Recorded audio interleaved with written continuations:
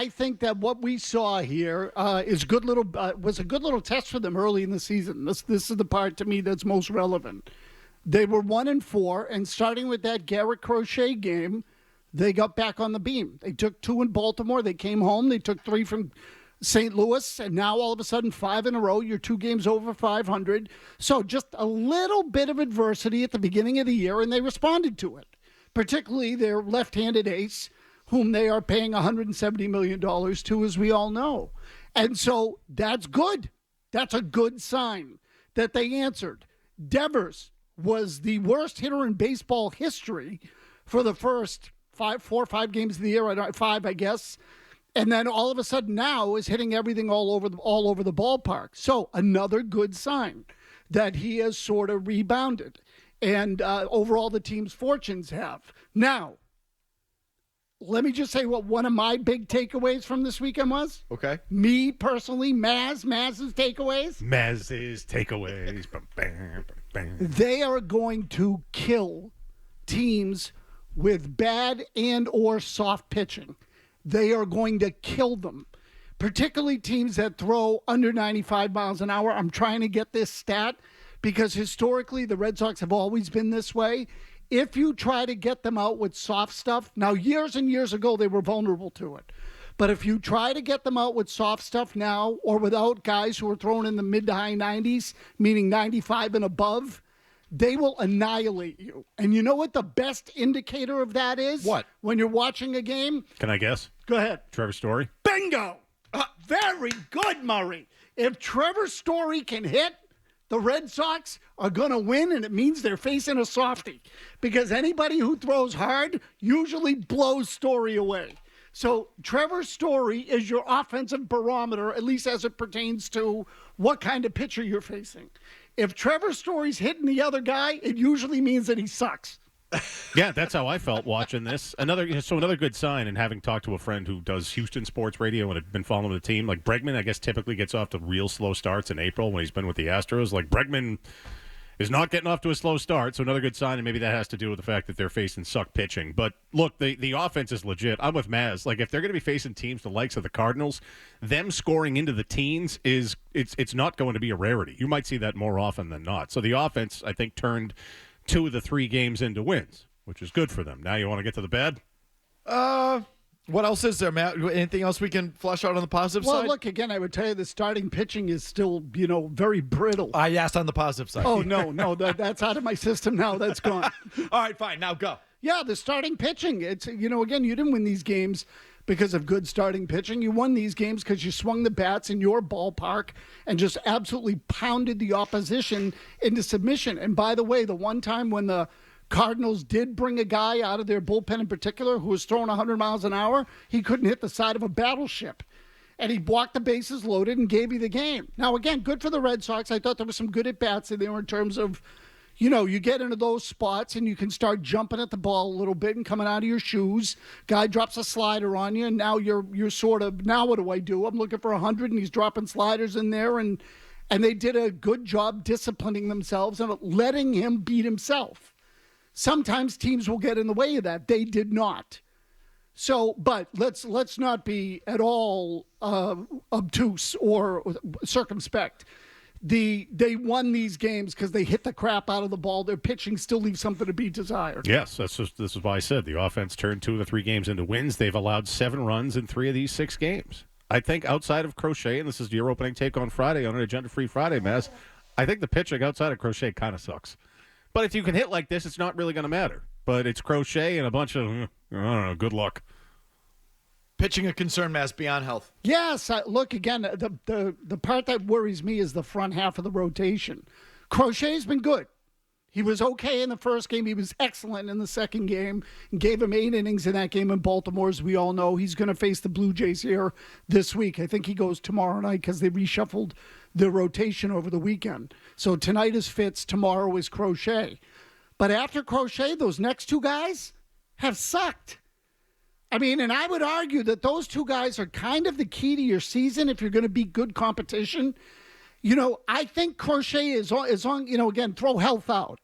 When Crochet's on the mound, they're going to be competitive. He's that good. He's that overpowering. He's that dominant. The other two guys are kind of all over the place. And so you got to get some. You can't expect to win on 4 or 5 days by scoring 10 runs.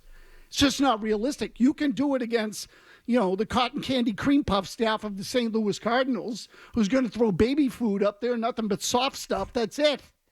But when you start facing real teams with power pitching, you're going to have to fight for runs. And I think the Red Sox actually have a versatile offense. They can run a little bit. They hit and ran over the weekend.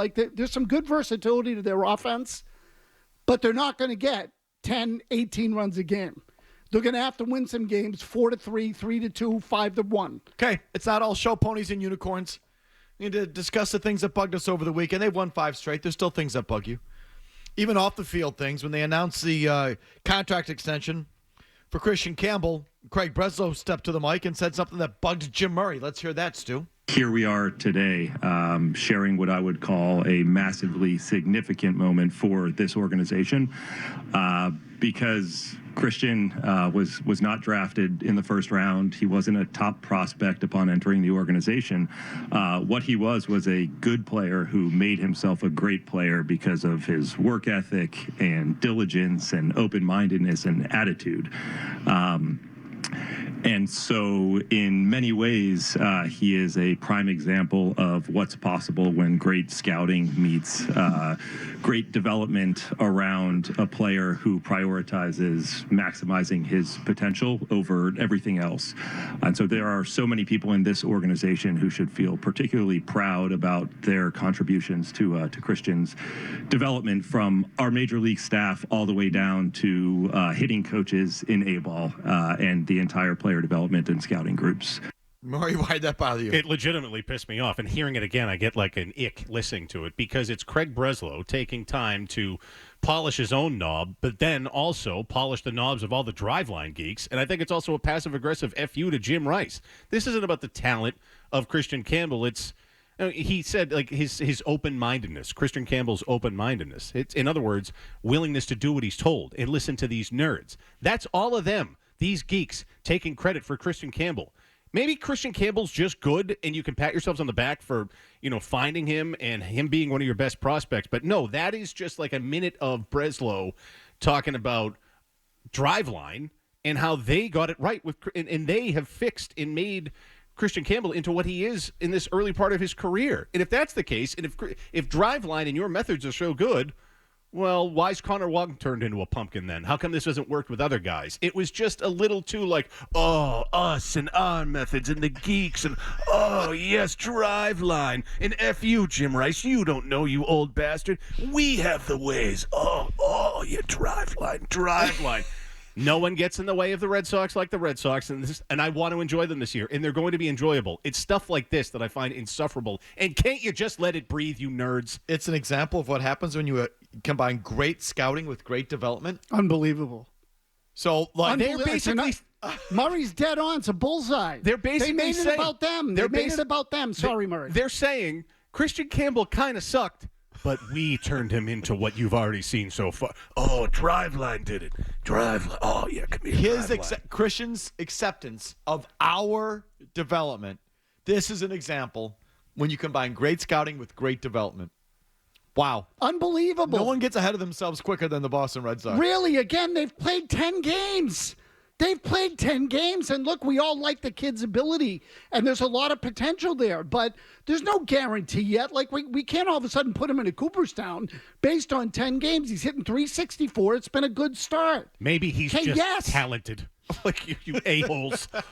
But the player development part of it, how about defensively? Like, what? They're just talking about the hitting. Yeah. Okay, defensively, what about his development? I don't know that he's really a big league defender yet. He's close. I mean, and he's good enough to put out there, and he's turned a couple of good double plays. He's also made a couple of flat-out brutal errors. And so, it's all about the hit. They want to take credit for the bat. That's what they want to do. Murray's so right about this. This should go right up your backside.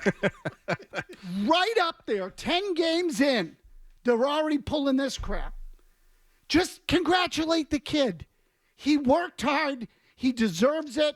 We're happy to have him. He's got a good career in front of him, we hope. No, it's not hard work. It's open-mindedness, and that he got brainwashed by Driveline. Oh, Driveline did it. Driveline. Not you, Jim Rice. F you, Jim Rice. Driveline fixed Kristian Campbell. We made him into what he is. Don't you love Kristian Campbell? Do you love Kristian Campbell? Kristian Campbell's because of us, the nerds. Oh, it was so annoying.